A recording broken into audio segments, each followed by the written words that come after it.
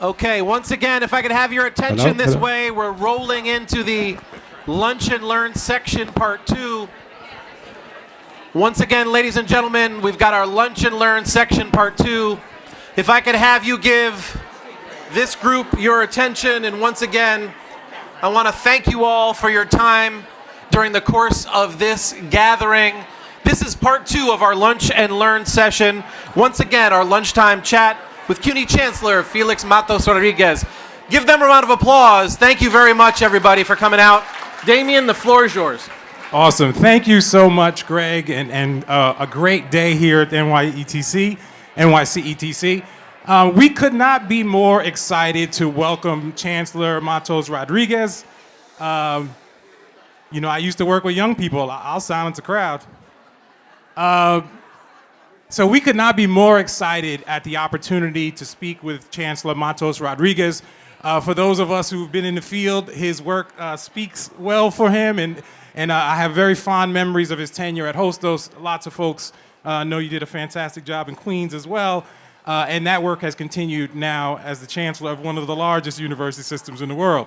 So I guess as a way to begin, I saw an impressive stat recently that said there was a 386% increase on CUNY applicants in 2023. So again, let's give a round of applause for that number. So I think by that measure, we can sort of say we are entering a real post-pandemic world, that we've likely gotten back to normal. My first question is, how do we create a new normal? We know that the system didn't always work for the most marginalized before the pandemic. How do we create a more just and equitable system now in this post-pandemic world?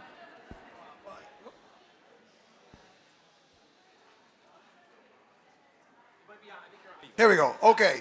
Thank you. First, thank you for the invitation, and Greg and our extended family at NYETC. Thank you so much. An impressive conference. I have so many friends and partners in this work that are part of the panels and the conversation today. So kudos to all of them, and thank you for being here, and thank you for the important work that we all do on behalf of our city moving forward. Thank you, Damion, for your question.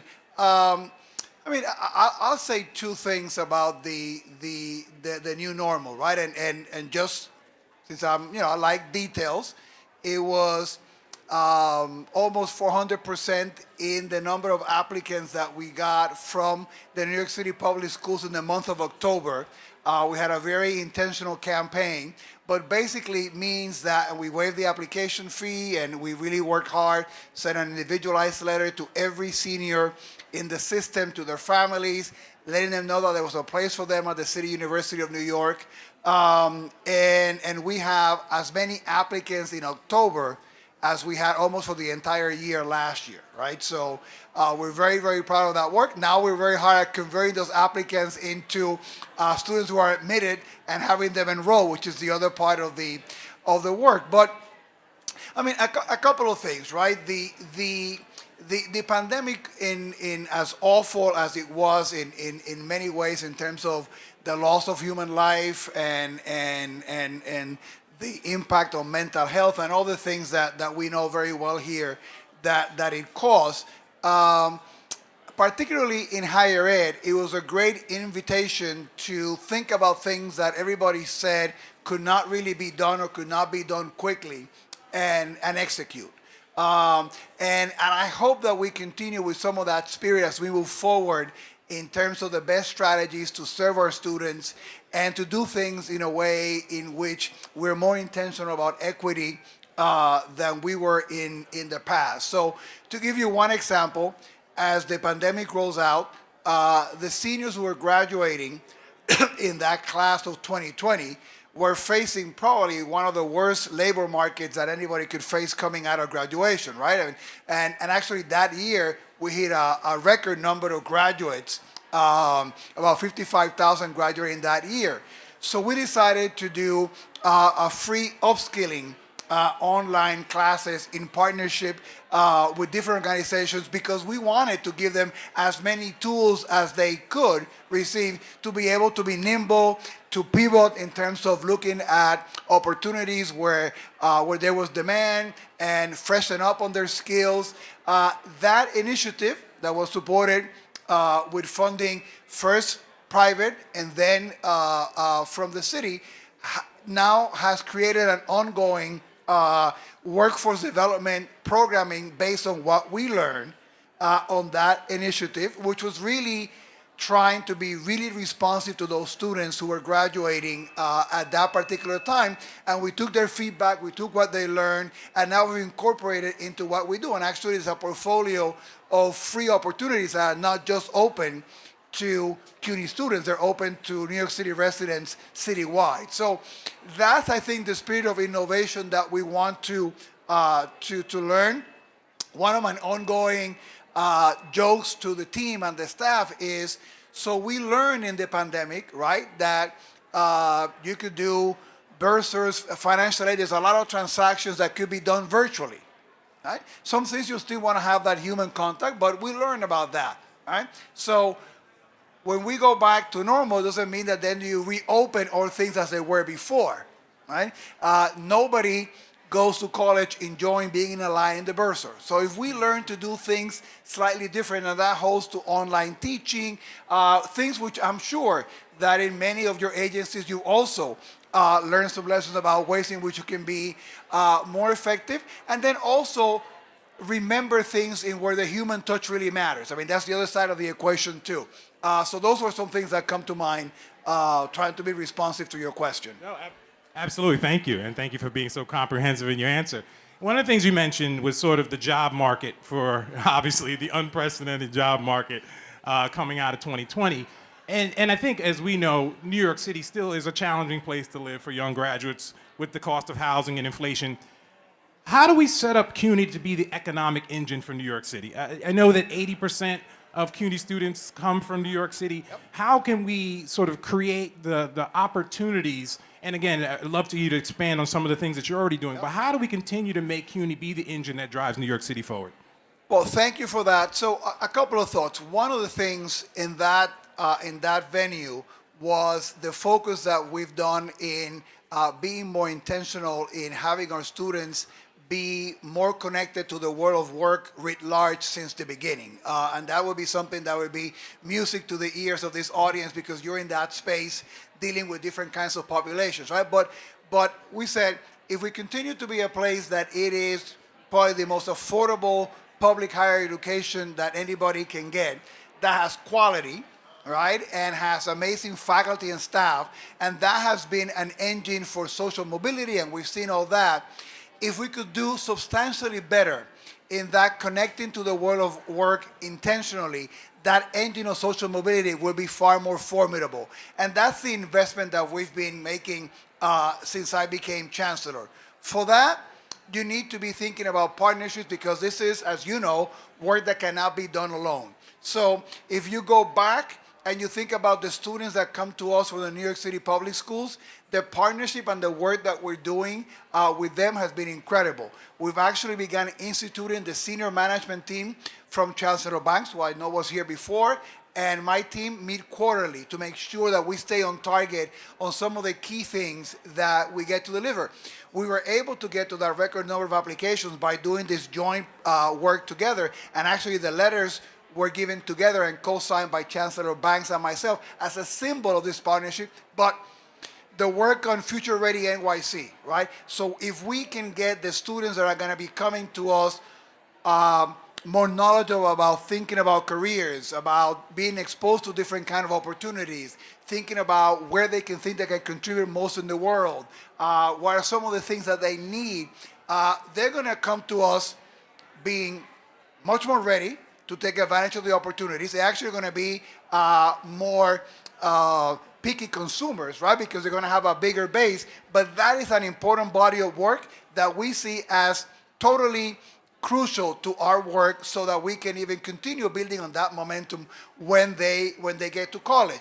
If you think about adult workers, right? So let's move away from thinking from our more K-12 students.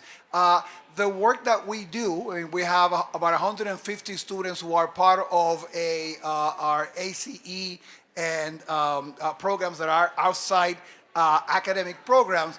That is a ramp for many of the students to then consider options that they might want to take with us, right? So we have not been as good system-wide in thinking about those opportunities as integrated, right? They tend to be sort of siloed, and that has to sort of at times do with where the funding streams come from. But to the extent that you embrace that student as part of your community already, and you see him as someone that if we do a really, really good job with this training opportunity, right, they're going to come back to us for more because they're going to be a very satisfied customer. That's another way in which we continue to build.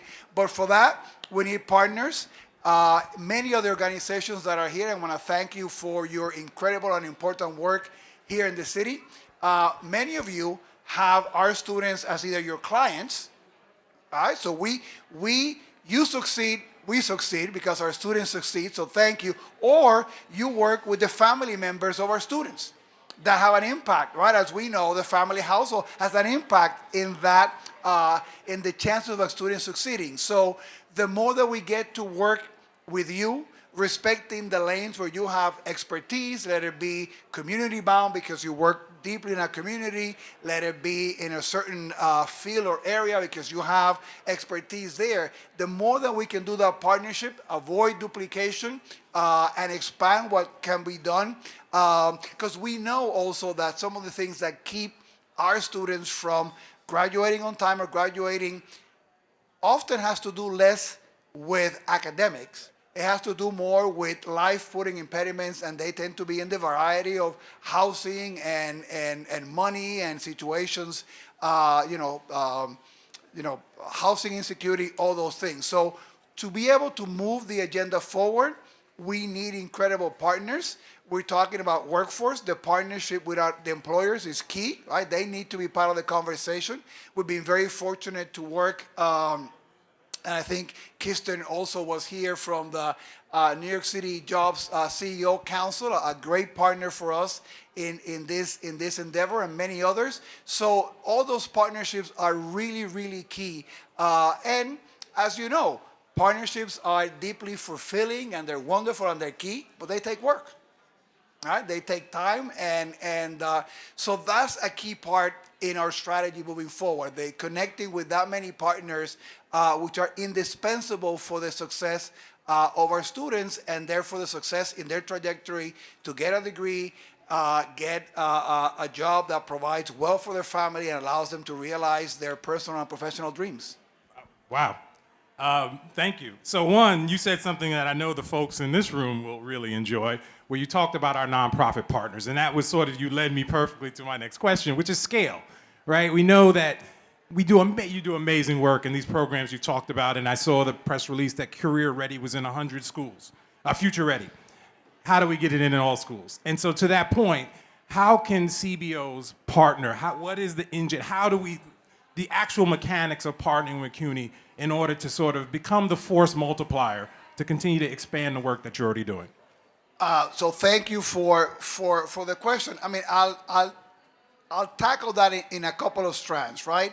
You know, one of the things that if you are either government, if you're an employer, that makes CUNY very attractive, it's, you know, a track record of that social mobility, a diversity that represents all of what New York is, right? In all the greatness of our, you know, cultural and ethnic mix in the city. New Yorkers that are vested in New York, who are from New York and are bound to stay in New York. About 85% of our students stay here, so you're not making an investment in someone that, God bless them, right? But they're going to go to some other place. So we are very attractive in part because of that track record, but also because of scale. I mean, people say if you do something with CUNY, you're going to be able to put that on steroids, right? And that is a blessing, but that's also a curse. But because for some things, scale doesn't get you to the best results and to some of the level of individuality that you might need for a program to succeed. And I think that that's where our nonprofit partners come, right? Because some of the programs are going to be very community specific, right? And of course, our campuses are anchor and they're anchor institutions in their communities, but there's parts of that we don't have the same bandwidth that nonprofits have. Many of you are also deep in your relationships in some sectors, right, that we don't have. There's no need to replicate some of those things when that expertise is there, and we can just build it into the ecosystem in a way that's thoughtful since the beginning. I mean, that takes work. And we also know that we don't always, get all the funding that we want to get things done, and it's challenging from that perspective. But I think you need to build things from that ecosystem and be proud of the things in which you're really good in your lane, and keep at that and keep pushing yourself and keep doing it better, but also embracing the parts where you are maybe not as good and you don't need to. Because, and it's actually one of the things that makes, when you think about higher ed, and I go nationally to talk about things, one of the things that makes New York very different in terms of that is the very robust ecosystem that we have in organizations that are all here represented in working in this space. And that needs to be acknowledged and supported, applauded, and work together. Wow. Again, great answers, and thank you for that. Well, they gave me the questions in advance. Yeah, Oh, well, absolutely. Oh, no. Yes. No. That's no. Let's do it. Because my eyes I'm getting older, I'm going to look at this one and not that one. So what are we doing for New York City at-risk youth and their connection to employment, specifically youth post-incarceration? Oh, Greg knows me so well. He knows how to get my heart. Specifically youth post-incarceration in a juvenile detention center. What opportunities are available gearing towards a reduction in recidivism? So I guess question around how are we supporting formerly incarcerated young people both inside and outside, and how do these strategies lead to a reduction in recidivism? Well, so thanks for that question. I mean, obviously, the more work that you can do with those individuals when they are inside, the better the chances when they come outside to sort of, get a jumping start and not face many of the roadblocks that we know that they might face that might lead them, right, to get into a bad situation again.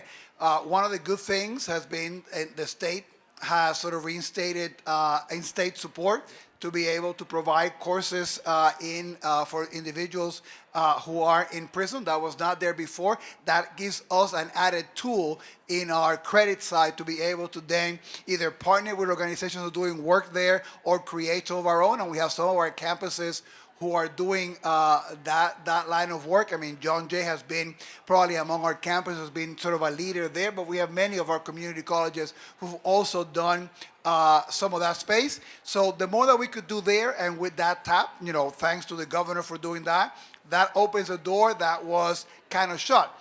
The other part is then, how do we eliminate barriers for folks that then want to either continue what they were building there or start fresh when they come to us, right? And that, I'm more familiar with work that we did at Ostos. We were totally dependent on the nonprofits that work with the students because they know them well, they knew the issues.